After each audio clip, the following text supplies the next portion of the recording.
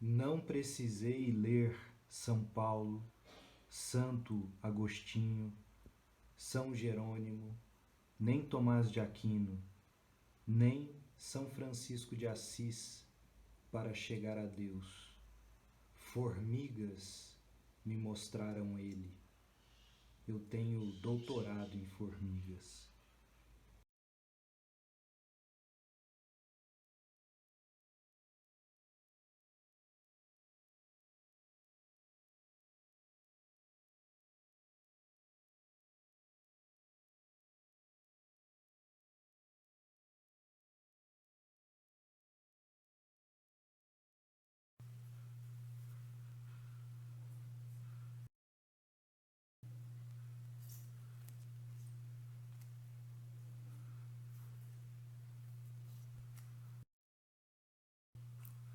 Oi, tem alguém aí? Eu estava fazendo aqui um apanhado de desperdícios e me encontrei com esse troço, esse traste.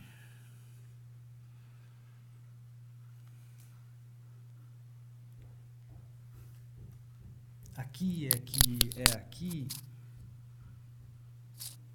Oi, tem alguém aí? Bom, eu começo invocando vocês, como quem invoca espíritos, invoca espíritos, invoca espíritos. Eu invoco vocês. Invoco a mim mesmo e não encontro nada. Me procurei a vida inteira. Não me achei. Pelo que fui salvo. Isso quem disse foi o Manuel de Barros. O dito antes foi pelo Fernando Pessoa. O Pessoa, que se calhar não era ninguém. Oi, tem alguém aí? Bom, vamos começar.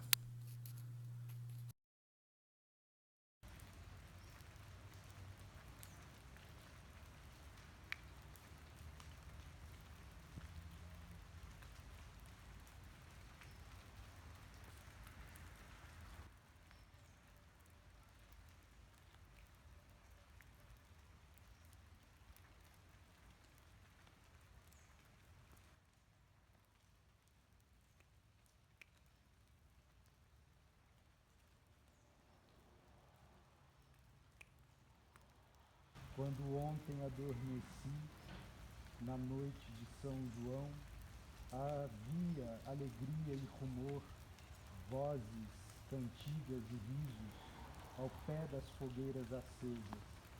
No meio da noite despertei, não ouvi mais vozes nem risos, apenas balões passavam errantes, silenciosamente. Apenas de vez em quando o ruído de um bonde cortava o silêncio como um túnel. Onde estavam os que há pouco dançavam, cantavam e riam ao pé das fogueiras acesas? Estavam todos dormindo, estavam todos deitados, dormindo profundamente.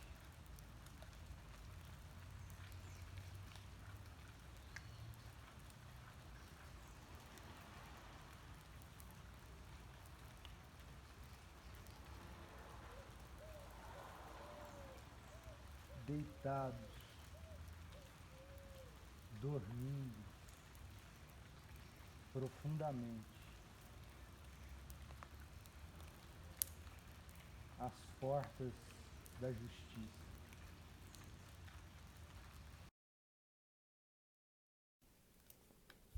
Olá, meu nome é Alexandre e vou iniciar agora a atividade anunciada e que é propiciada pela Lei Aldir Blanc. Aproveito a ocasião para saudar todos os artistas, produtores culturais que, mesmo nesse regime de emergência, puderam, a partir dessa lei,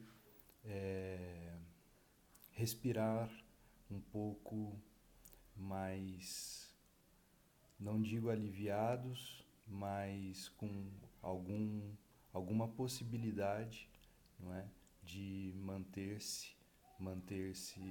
os seus, manter as suas atividades. Então envio todas as minhas saudações e, em seguida, agradeço a todas as pessoas que vierem a interagir com essa atividade, e espero que a proposição que tenho a oferecer a respeito da obra poética do poeta Manuel de Barros possa lhes ser interessante e ser matéria de pensamento e matéria de poesia. Muito obrigado. Bom, em seguida, eu gostaria então de falar um pouco a respeito de como eu pensei em organizar e produzir esse material para vocês, e pensei em fazer algo dividido em 3 partes. Primeiramente, eu vou ler, recitar, como se diz, alguns poemas que me serão úteis ou inúteis. É uma brincadeira a respeito de como o Manuel pensa a própria poesia, não é? Como um inutensílio, os poemas são inutensílios, não é? Mas, enfim, eu vou então primeiramente ler alguns poemas e sugiro para vocês escutá-los, por exemplo, concentrando-se nesse exercício que é a escuta, não é? Fechar os olhos, se colocar numa posição confortável, e escutar esses poemas. Então, posteriormente, como eu disse, me serão base para montar e desenvolver com vocês o meu argumento, e também a partir daí derivarem algumas ideias a respeito da proposição que tenho a fazer. Posteriormente à leitura, eu vou fazer uma muito breve apresentação a respeito do poeta Manuel de Barros, a respeito das suas publicações, falarei um pouco da sua recepção, principalmente no Brasil, não é, das suas publicações, mas algo muito breve, algo, na verdade, que os já amantes da poesia do Manuel ou já conhecem ou podem ter acesso muito facilmente a essas informações. E, posteriormente, a terceira parte, então, eu vou apresentar o meu argumento, como eu disse, a minha proposição, que se eu estou compreendendo, entendendo bem a obra, a poesia, a experiência poética do Manuel de Barros, eu acredito que esse argumento, que até onde pude constatar, diga-se em nota, que uma ideia que, até onde então pude constatar, não há nenhuma referência a ela, a essa relação, digamos, que eu vou estar propondo. Não encontrei nenhum trabalho acadêmico ou fora da academia que nos aponte essa relação. Pois bem, vamos a isso. Desejo então para vocês uma prazerosa e interessante escuta. O primeiro poema que vou ler intitula-se Entrada e encontra-se na Poesia Completa, Manuel de Barros, da editora Leia, de 2010. Entrada. Distâncias somavam a gente para menos. Nossa morada estava tão perto do abandono que dava até para a gente pegar nele. Eu conversava bobagens profundas com os sapos, com as águas e com as árvores. Meu avô abastecia a solidão. A natureza avançava nas minhas palavras, tipo assim: o dia está frondoso em borboletas. No amanhecer, o sol põe glórias no meu olho. O cinzento da tarde me empobrece e o rio encosta as margens na minha voz. Essa fusão com a natureza tirava de mim a liberdade de pensar. Eu queria que as garças me sonhassem. Eu queria que as palavras me gorjeassem. Então comecei a fazer desenhos verbais de imagens. Me dei bem. Perdoem-me os leitores desta entrada, mas vou copiar de mim alguns desenhos verbais que fiz para este livro. Acho-os como os impossíveis verossímeis de nosso mestre Aristóteles. Dou 4 exemplos. 1.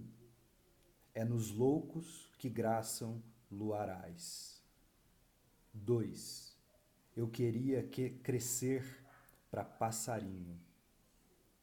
3. Sapo é um pedaço de chão que pula. 4.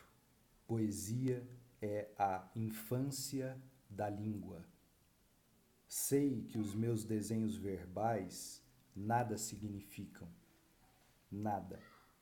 Mas, se o nada desaparecer, a poesia acaba. Eu sei. Sobre o nada, eu tenho profundidades. O segundo poema se encontra no livro Arranjos para Assobio, de 1980. O título: Glossário de transnominações em que não se explicam algumas delas, nenhumas ou menos. Deste poema, vou ler apenas algumas das transnominações criadas por Manuel de Barros. Poesia.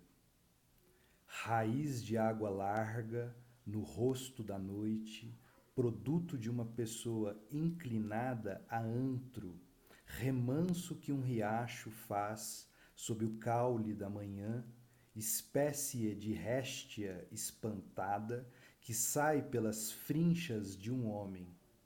Designa também a armação de objetos lúdicos com emprego de palavras, imagens, cores, sons, etc. Geralmente feitos por crianças, pessoas esquisitas, loucos e bêbados. Poeta. Indivíduo que enxerga semente germinar e engole céu, espécie de um vazadouro para contradições, sabiá com trevas, sujeito inviável, aberto aos desentendimentos como um rosto.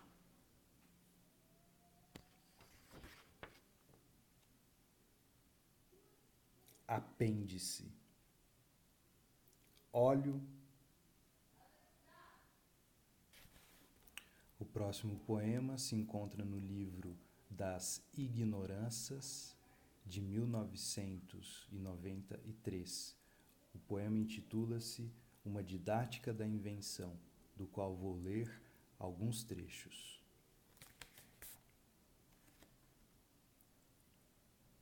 Desaprender 8 horas por dia ensina os princípios. Desinventar objetos. O pente, por exemplo. Dar ao pente funções de não pentear, até que ele fique à disposição de ser uma begônia ou uma gravanha. Usar algumas palavras que ainda não tenham idioma. Repetir, repetir, até ficar diferente. Repetir é um dom do estilo. As coisas que não têm nome são mais pronunciadas por crianças. No começo era o verbo.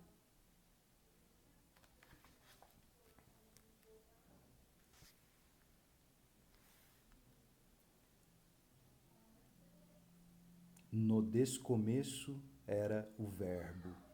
Só depois é que veio o delírio do verbo. O delírio do verbo estava no começo, lá onde a criança diz: eu escuto a cor dos passarinhos.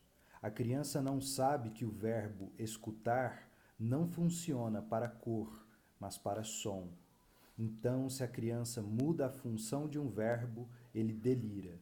E pois, em poesia, que é voz de poeta, que é a voz de fazer nascimentos, o verbo tem que pegar delírio. Do livro Sobre Nada, o poema intitulado Desejar Ser, do qual vou ler alguns trechos. Nasci para administrar o à toa, o em vão, o inútil. Pertenço de fazer imagens, opero por semelhanças. Retiro semelhanças de pessoas com árvores, de pessoas com rãs, de pessoas com pedras, etc, etc. Retiro semelhanças de árvores comigo. Não tenho habilidade para clarezas. Preciso de obter sabedoria vegetal. Sabedoria vegetal é receber com naturalidade uma rã no talo. E quando esteja apropriado para pedra, terei também sabedoria mineral. Ainda do mesmo livro e do mesmo poema, mais alguns trechos. Tudo que não invento é falso. Há muitas maneiras sérias de não dizer nada, mas só a poesia é verdadeira.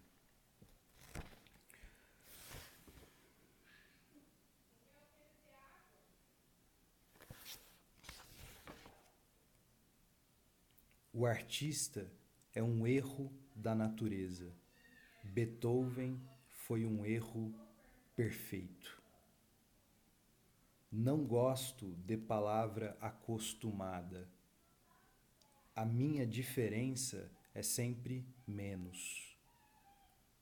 Palavra poética tem que chegar ao grau de brinquedo para ser séria. Do livro Retrato do Artista Quando Coisa, de 1998, poema Biografia do Orvalho, do qual vou ler alguns trechos. A maior riqueza do homem é a sua incompletude. Nesse ponto, sou abastado. Palavras que me aceitam como sou, eu não aceito. Não aguento ser apenas um sujeito que abre portas, que puxa válvulas, que olha o relógio, que compra pão às 6 horas da tarde, que vai lá fora, que aponta lápis, que vê a uva, etc, etc. Perdoai. Mas eu preciso ser outros. Eu penso renovar o homem usando borboletas. De ensaios fotográficos de 2000, poema Despalavra. Hoje eu atingi o reino das imagens, o reino da despalavra. Daqui vem que todas as coisas podem ter qualidades humanas. Daqui vem que todas as coisas podem ter qualidades de pássaros. Daqui vem que todas as pedras podem ter qualidades de sapo. Daqui vem que todos os poetas podem ter qualidades de árvore. Daqui vem que os poetas podem arborizar os pássaros. Daqui vem que todos os poetas podem humanizar as águas. Daqui vem que os poetas devem aumentar o mundo com as suas metáforas. Que os poetas podem ser pré-coisas, pré-vermes, podem ser pré-musgos. Daqui vem que os poetas podem compreender o mundo sem conceitos.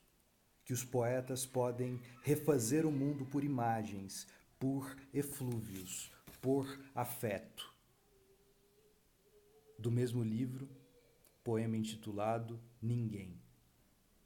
Falar a partir de ninguém faz comunhão com as árvores, faz comunhão com as aves, faz comunhão com as chuvas.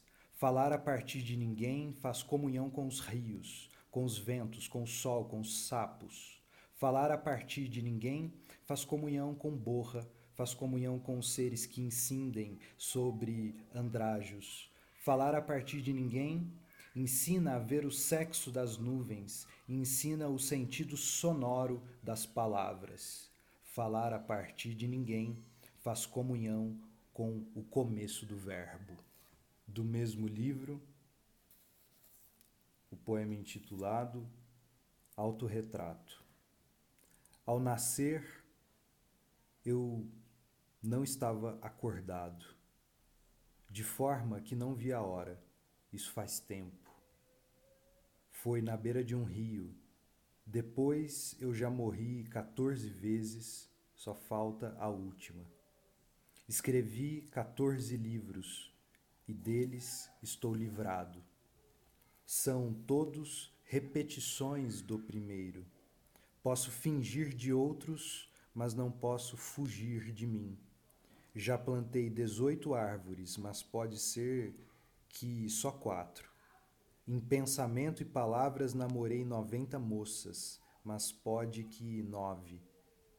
Produzi desobjetos, 35, mas pode que 11. Cito os mais bolinados, um alicate cremoso, um abridor de amanhecer, uma fivela de prender silêncios, um prego que farfalha, um parafuso de veludo, etc, etc. Tenho uma confissão. 90% do que escrevo é invenção. Só 10% que é mentira. Quero morrer no barranco de um rio, sem moscas, na boca descampada. Do mesmo livro, O Poeta. Vão dizer que não existo propriamente dito, que sou um ente de sílabas. Vão dizer que eu tenho vocação para ninguém. Meu pai costumava me alertar. Quem acha bonito e pode passar a vida a ouvir o som das palavras, ou é ninguém ou zoró. Eu teria 13 anos. De tarde fui olhar a Cordilheira dos Andes que se perdia no longe da Bolívia e veio uma iluminura em mim. Foi a primeira iluminura. Daí botei meu primeiro verso. Aquele morro bem que entorta a bunda da paisagem. Mostrei a obra para minha mãe. A mãe falou: agora vai ter que assumir as suas irresponsabilidades. Eu assumi. Entrei no mundo das imagens. Do livro Tratado Geral das Grandezas do Ínfimo, de 2001. Poema Ascensão. Depois que iniciei minha ascensão para a infância, foi que vi como o adulto é sensato. Pois como não tomar banho nu no rio entre pássaros? Como não furar lona de circo para ver os palhaços? Como não acender ainda mais até na ausência da voz? A ausência da voz é infantia, com T em latim. Pois como não acender até a ausência da voz, lá onde a gente pode ver o próprio feto do verbo ainda sem movimento, aonde a gente pode enxergar o feto dos nomes ainda sem penugens. Por que não voltar a apalpar as primeiras formas da pedra, a escutar os primeiros pios dos pássaros, a ver as primeiras cores do amanhecer? Como não voltar para onde a intenção está virgem? Por que não ascender de volta para o tartamudo? Após então a leitura destes poemas, passamos à segunda parte, como eu havia dito, e vou então brevemente falar alguma coisa a respeito da carreira, digamos, do poeta, enquanto publicador de livros, não é? E, de fato, a primeira obra publicada do Manuel de Barros se deu com o livro Poemas Concebidos Sem Pecado, que foi sucedido por Face Móvel, em 42, Poesias, em 1947, e, a partir de 1960, Compêndio para Uso dos Pássaros, Gramática Expositiva do Chão, 1966, Matéria de Poesia, 1970, e, a partir de 1980, temos Arranjos para Assobio, temos Livro de Coisas, 1985, O Guardador de Águas, 1989, e paro aqui nos anos 80, para frisar que, segundo a pesquisadora Rosidelma Pereira Fraga, que fez então uma pesquisa a respeito da fortuna crítica acadêmica, não é, de Manuel de Barros, ela percebeu que justamente na década de 1980 até no século XXI, a poética de Barros tem sido examinada desde diversas perspectivas, com diversas nuances, e antes disso, de fato, o poeta não, digamos assim, foi muito pesquisado na academia brasileira, não é? E, segundo a pesquisadora Rosidelma, o maior enfoque dos trabalhos tem incidido nos temas telúrico, metapoesia, reinvenção da linguagem poética, a alquimia do verbo, o leitor, a poesia sob o crivo das contradições e da ambiguidade, a poesia como instauração do ínfimo e do nada, como nós pudemos, todos esses temas, acredito, os poemas que eu li remetem muitos desses temas. Em um poema a gente pode encontrar todos esses temas. Ademais, o erotismo na linguagem, a presença do ser pantaneiro e dos loucos, a transgressão da síntese, a poética do mito, além dos laços com a literatura comparada e outras artes. Todos esses temas, de fato, foram ao menos aludidos nos poemas que eu tive o prazer de ler para vocês. E os primeiros,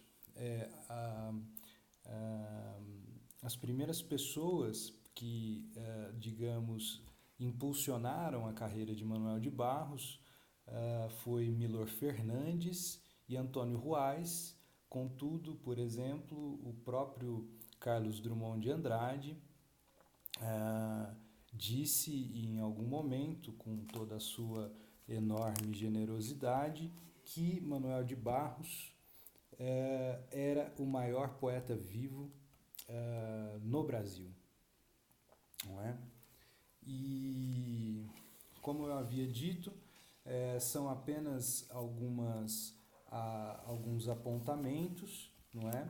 E a partir então de 1900 temos Concerto a Céu Aberto para Solos de Ave, 1991, O Livro das Ignorâncias, 1993, Livro sobre Nada, 1996, Retrato do Artista Quando Coisa, 1988, Ensaios Fotográficos, 2000, Tratado Geral das Grandezas do Ínfimo, 2001, Poemas Rupestres, 2004, Menino do Mato, 2010.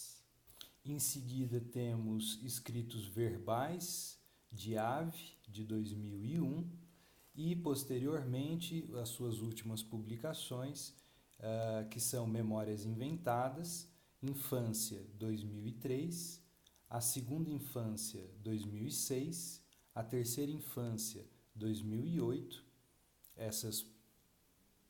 Esses anos de publicação variam, não é? De acordo com outras publicações de outras editoras. Livros infantis, que foi um exercício de enorme beleza, acredito eu, enorme importância, cujos títulos são Exercícios de Ser Criança, 1999, O Fazedor de Amanhecer, 2001, Cantigas por um Passarinho à Toa, 2003, Poeminha em Língua de Brincar, 2007. Pois bem, vamos passar à terceira parte dessa apresentação, aonde eu vou apresentar a minha proposição. Como eu tinha dito para vocês, é uma proposição que ao menos dentro das minhas pesquisas, eu não encontrei existência dessa relação que busco estabelecer nessa proposição, seja em textos acadêmicos ou não acadêmicos, e espero que tanto para os pesquisadores, especialistas, quanto para o público em geral, e em particular os amantes da poesia do Manuel, possa lhe servir para melhor pensar essa obra e vê-la da maneira mais adequada e certamente generosa possível. Pois bem, o título dessa apresentação é Neotenia e Invencionática, assim como foi anunciado.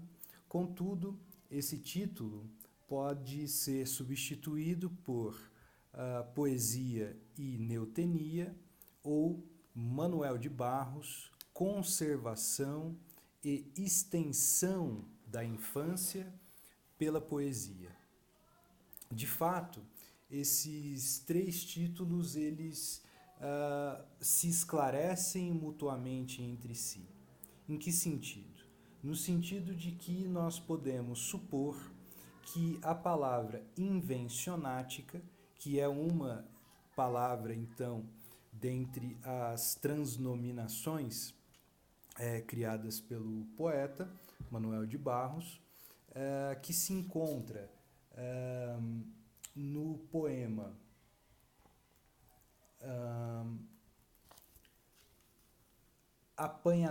O Apanhador de Desperdícios, Memórias Inventadas, do livro Memórias Inventadas, Primeira Infância ou simplesmente Infância. Nesse poema, O Apanhador de Desperdícios, Manuel de Barros escreve: porque eu não sou da informática, eu sou da invencionática. De modo que a palavra invencionática aí contraposta, não é? Ou, digamos, por exclusão da informática, não é? A informática aí, que com certeza é uma palavra bastante conhecida do público em geral, das pessoas que vão estar assistindo esse programa, e certamente nos remete, não é, a, por exemplo, velocidade, não é? Em verdade, as culturas baseadas na escritura, são culturas que, em geral, posso afirmar, cujos processos são os processos baseados, as culturas e suas sociedades baseadas na escritura têm os seus processos levados a velocidades cada vez maiores, digamos, luciferinas, não é? E essa velocidade, a partir, então, da criação da imprensa, pois, no sentido da publicação, não é? No sentido da difusão da informação, dos livros, não é? Até que nós cheguemos à criação das máquinas cibernéticas, da telemática, não é? E nesse sentido, por exemplo, o poeta diz que prefere a velocidade de certos animaizinhos como a tartaruga do que os foguetes, por exemplo. Então, em certa medida, a invencionática, por mais que baseada na escrita, não é? No poema escrito, no caso do poeta Manuel de Barros, essa escrita poética, essa experiência da linguagem não teria que ver, se contraporia, não é, à velocidade das máquinas da informática em geral. Ok? Contudo, não é o caso de aprofundarmos, não é, nessas reflexões, mas sim voltarmos ao esclarecimento dos títulos, de modo que a palavra invencionática é um sinônimo para Manuel de Barros da palavra poesia, não é? Nesse sentido, então, indo para o terceiro título possível da nossa apresentação, que leva o nome do poeta, Manuel de Barros, Conservação e Extensão da Infância pela Poesia. As palavras, os termos conservação e extensão da infância pela poesia, por sua vez, nos remete à própria etimologia da palavra neotenia, que então compõe os outros títulos explicitamente. E essa etimologia nós traduzimos neo por novo, jovem, recente. e tenia traduzimos ou convertemos por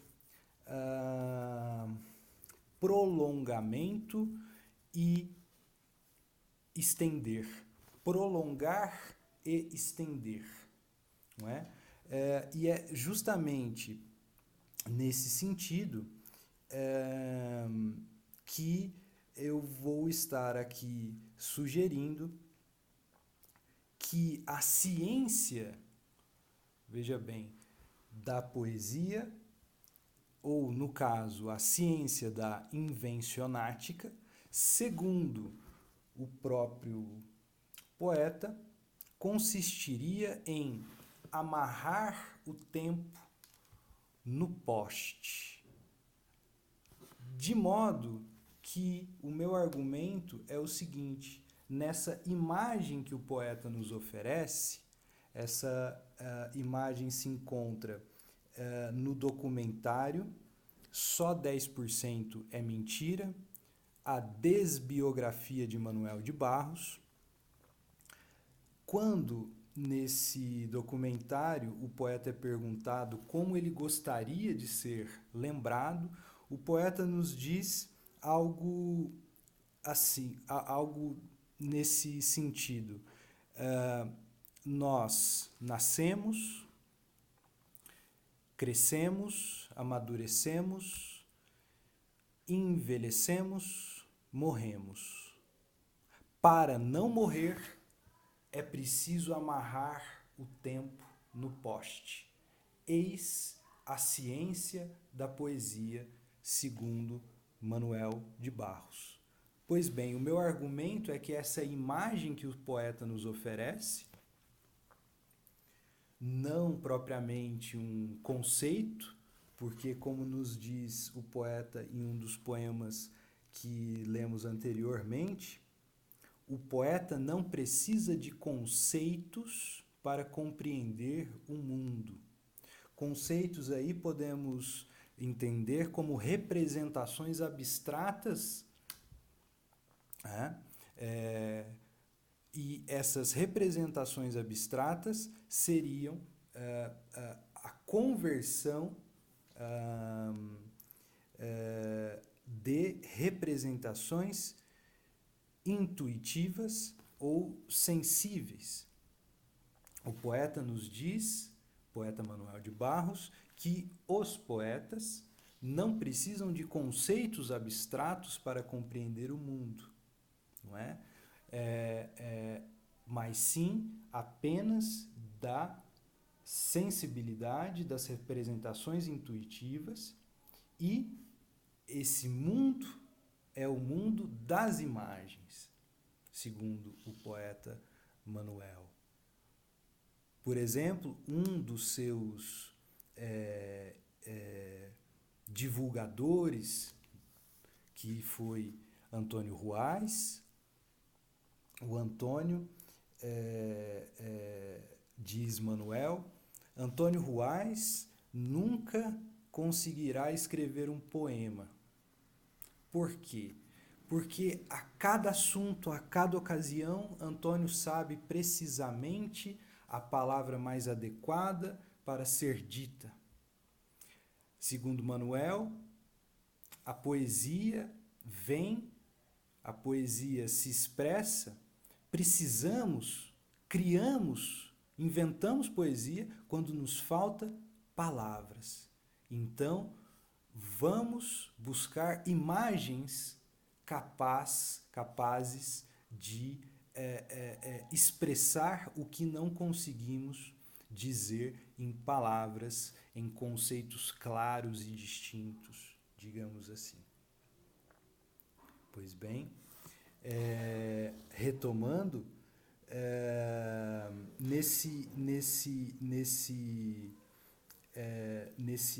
nessa imagem, então, penso poder encontrar exatamente a definição etimológica da palavra neotenia, que significa, então, conservação, prolongamento, extensão da infância para além do que nós entendemos por infância em sentido cronológico, como uma etapa a ser superada. Não é isso? A conservação é uma ideia que então subjaz, não é, a ideia de neotenia, no sentido de que, como eu disse, ela estende, ela prolonga a infância para além da etapa cronológica do nosso crescimento, do nosso desenvolvimento, e é nesse sentido, a partir daí, que proponho o meu argumento. Outras afirmações do poeta podem nos conduzir a essa reflexão. Por exemplo, no mesmo documentário, o poeta afirma: pela poesia eu só tive infância. A poesia, então, permite ou permitiu, não é? A expansão da infância por toda a vida do poeta. Ao mesmo tempo, a infância, em muitos sentidos, principalmente no sentido do poema Ascensão, que lemos também, justamente a infância seria, em certa medida, a condição, né? A infância no sentido, como diz o poeta, de ausência da voz, puxando a sua etimologia latina, não é? Essa ausência da voz, a qual o poeta pretende acender novamente, em certa medida, essa palavra infância nos remete então à falta, nos remete àquilo que não está completo, e palavras nesse sentido, não é? E justamente para o poeta, essa ausência de voz é algo ascendente, não é? É algo que se deve ascender até até talvez essa dimensão, já não mais uma etapa, mas uma dimensão da existência humana, aonde justamente se encontra a ausência da voz. E o poeta, a poesia que é voz de poeta, não é? Seria justamente essa incompletude, não é? E novamente então, se a poesia permitiu o prolongamento da infância, a expansão da infância, a conservação da infância, ao mesmo tempo a infância seria justamente a condição e aquilo ao qual o poeta busca ascender. Aqui poderíamos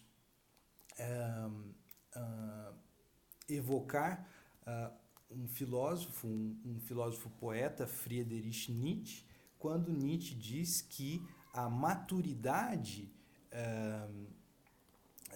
de uma pessoa, né, se dá justamente quando ela reencontra a mesma seriedade, não é? A mesma seriedade com que ele brincava quando criança.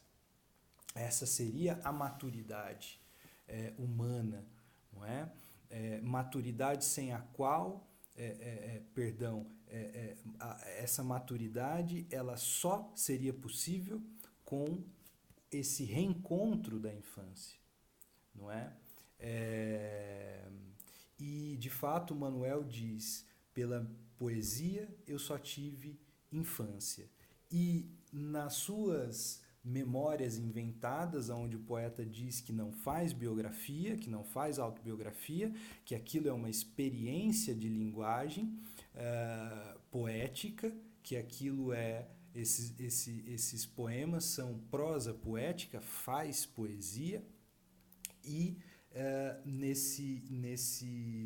nas memórias inventadas, ao qual então o poeta nos apresenta uma imagem ideal de poeta, ou do poeta. Essa imagem ideal, justamente, divide a biografia ou a desbiografia em três etapas, não é? Contudo, todas elas são infância. Primeira infância, segunda infância, terceira infância. O poeta diz em uma entrevista, nesse ideal de poeta, algo de mim deve ter, não é? Então, eu compreendo que essa imagem do poeta, essa imagem ideal do poeta, corresponde também com uma imagem ideal do ser humano, não é? E o que essa imagem nos mostraria? Nos mostraria uma forma de vida que pode ser definida pela sua imaturidade madura ou pela sua maturidade imadura ou imatura, perdão. Justamente essa forma de vida é o que nos permite, essa forma de vida neutênica, cuja a hipótese da neutenia é justamente que existe um atraso das formas e características fetais, infantis, juvenis na vida adulta. E o poeta diz em outro poema, justamente no Apanhador de Desperdícios, tenho em mim esse atraso de nascença, não é? Contudo, é justamente esse atraso de nascença, que aqui não devemos interpretar como, acredito eu, proponho, como um problema que o poeta teve, por exemplo, no seu parto, que lhe deu um atraso de nascença. É uma expressão que utilizamos em geral para dizer que a pessoa tem algum problema fisiológico, neurológico, problemas psicológicos, por exemplo, decorrentes de um parto problemático, de um parto de um prematuro. Contudo, a hipótese da neutenia justamente implica que todos nós, seres humanos, mesmo nascendo de 9 meses, nascemos prematuros, justamente porque o que isso quer dizer? Quer dizer que grande parte da do nosso desenvolvimento e do nosso crescimento, principalmente, por exemplo, do cérebro, se dá extrauterinamente, enquanto em todos os outros mamíferos e primatas, o cérebro dos bebês, desses animais, se desenvolvem ainda no útero. Nós não. Então, nós precisamos também de muitos anos, não é? Uma longa dependência de outros, não é? Para chegarmos a, por exemplo, a independência alimentícia, por exemplo, não é? Os estudos mostram, os estudos de sociedades ditas tradicionais, indígenas, por exemplo, que a independência nutricional de um ser humano só se dá por volta de 18 anos. Não é? E em todo esse período, para que um ser humano saudável seja criado e educado, só a nível nutricional ele precisaria de 13 milhões de calorias, o que nem uma mamãe nem um papai juntos conseguiriam prover. Não é? E é justamente essa dependência que, em certa medida, cria a extensão própria da nossa vida social. Não vivemos socialmente um período e depois nos afastamos. Não. A nossa vida é intrinsecamente social e isso se deu pela extensão da necessidade da criação e da educação por muitos anos, não é? De modo que podemos pensar também que a infância transformou toda a vida dos adultos, todos os seus afazeres, e certamente é um motor inventivo fundamental do que a gente pode chamar de cultura. Nesse sentido, mais uma vez, o poeta nos apresenta uma ideia de neotenia, quer dizer, uma ideia de que somos seres, principalmente o poeta nesse sentido, seres atrasados, não é? Seres, em certa medida, decadentes, como, por exemplo, ele nos apresenta imagens que socialmente são negativas em certa conta, os loucos, as pessoas esquisitas, não é? Os bêbados, quer dizer, os viciados, os alcoólatras nesse sentido, e as crianças, não é? São pessoas decadentes, digamos, uma decadência. Contudo, para o poeta, essa decadência, na verdade, é uma ascensão, por exemplo, no caso da infância, não é?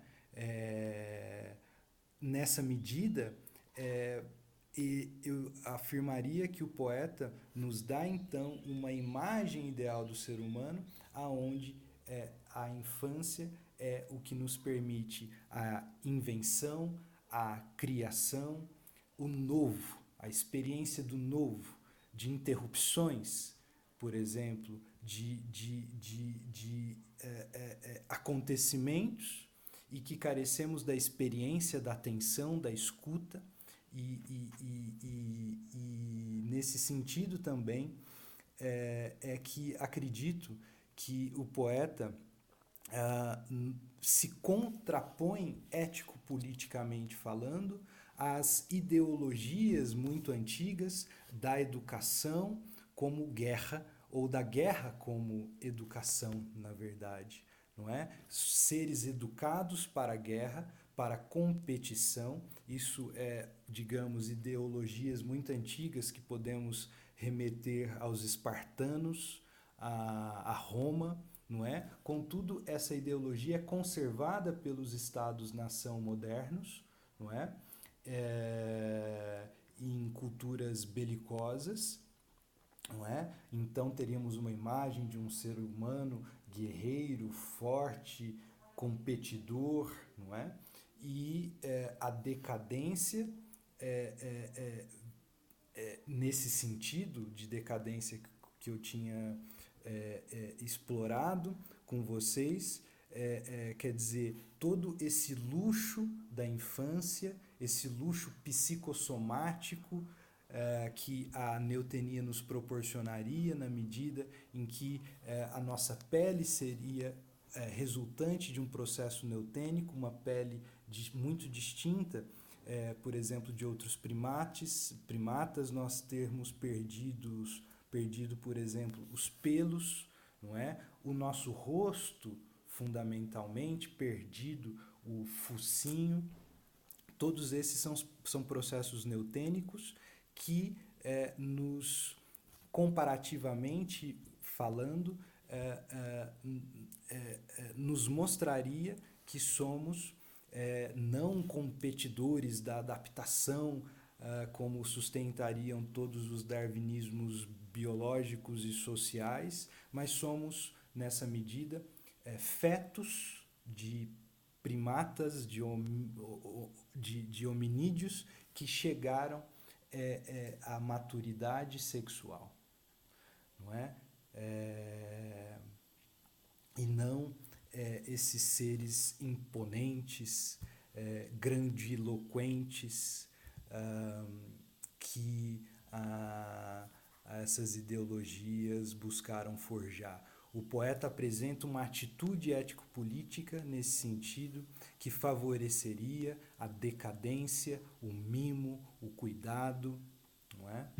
E, bom, como eu disse, o que eu teria aqui para apresentar para vocês é apenas uma ideia, uma intuição, não é algo que eu tenho escrito, preparado, mas é algo que eu sempre mantive em pensamento e surgiu a ocasião de compartilhar com vocês. Dado a extensão da atividade, não vou poder desenvolver muitas ideias a partir daí, mas acredito que, principalmente aos amantes da poesia do Manuel, essa é uma chave de leitura interpretativa altamente significativa, no sentido de introduzir o conceito de neotenia, que é um conceito que provém das ciências biológicas, particularmente da zoologia, e depois tem a sua utilização na ciência do ser humano, no saber antropológico, e eu acredito que, de fato, é uma teoria, é uma ideia, um conceito, talvez o mais revolucionário desde Darwin, e que tem muito a nos fazer pensar acerca de nós mesmos e, por exemplo, no caso, a poesia de Manuel de Barros, que nos entregaria uma imagem ideal de poeta, uma imagem ideal de ser humano, aonde essa imagem seria, digamos, modelada por esse processo neotênico de expansão, de prolongamento da infância. Desde já gostaria de agradecer muitíssimo novamente a paciência, o interesse de vocês, dizer que estou disponível, aberto para conversar com quem tem interesse, aprofundar nessas ideias e criar redes de aprendizagem, redes de saber, comunidades de aprendizagem, comunidades de saber e nesses tempos tão difíceis para todos, eu gostaria de enviar um abraço enorme em cada um de vocês e terminar citando, só porque é lindo, uma definição de poesia que foi nos oferecida por Jacques Derrida, filósofo Derrida, e Derrida nos disse: a poesia é aquilo que queremos saber de cor. Cor, certamente hoje não é uma palavra que talvez utilizemos sabendo o seu sentido, não é algo simplesmente memorizado, automatizado, mas seria um saber de coração, não é? Da onde provém a palavra que é uma expressão em francês, mas tem a sua derivação do latim, e a poesia é isso, é aquilo que queremos saber de cor. Muito obrigado.